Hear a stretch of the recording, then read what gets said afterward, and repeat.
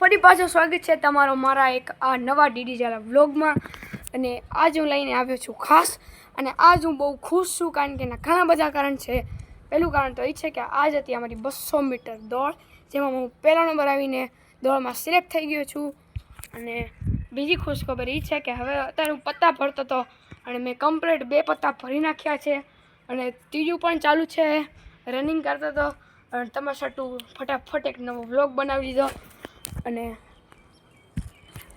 મને તો અત્યારે બહુ ખુશી થાય છે.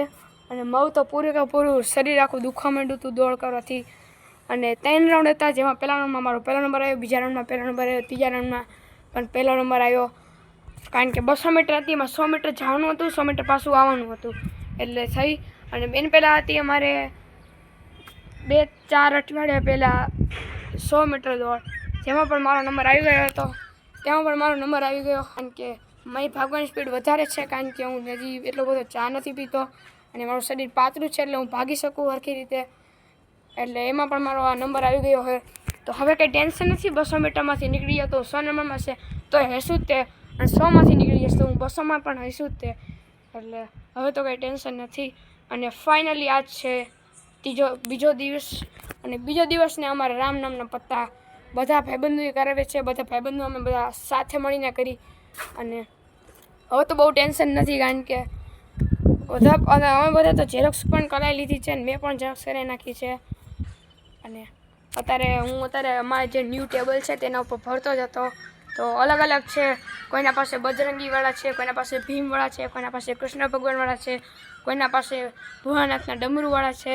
બધા પાસે અલગ અલગ છે. અને મારી પાસે છે એક છે શિવ ભગવાનનું, અને તે એ પન્નાની પાછળ છે ત્રિશુલ, અને ત્રિશુલમાં છે ડમરું.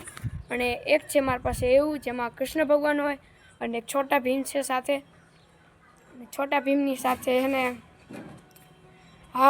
બસ છોટા ભીમની સાથે બીજું કંઈ નથી. અને કૃષ્ણ ભગવાન છે, જેમાં છોટા ભીમમાં તમે નાના હશો ત્યારે તમે છોટા ભીમ જોયું હશે, જેમાં કૃષ્ણ ભગવાન આવતા. એ કૃષ્ણ ભગવાન છે મારા દોરેલા. તો હવે ધીમે ધીમે કરીને અમારા નાના સિમ્બાના બચ્ચા હાલતા શીખે છે. અને હવે જેમ હાલી જશે, હાલતા શીખી જશે, દૂધ પીવા આવશે તેની મમ્મી સાથે, અને હું તમને તેની પણ મુલાકાત કરાવીશ. અને ત્યારે તો તે મને તેડવા પણ દેશે, અડવા દેશે, બધું કરવા દેશે. એટલે મને તો બહુ ગમે નાના. અને 3 છે બચ્ચા. બ્રાઉની છે એકનું નામ છે સોફી, અને એવી રીતે એકનું નામ છે માર્કી.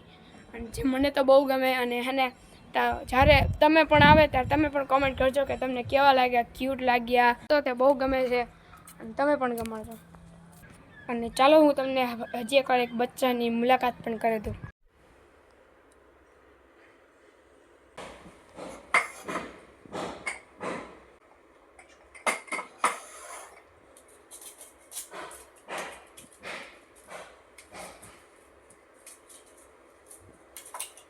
શ્રીખંડ ખાવાનું એ મારી મમ્મીએ દહીં બાંધીને ફ્રીજમાં મૂક્યું હતું.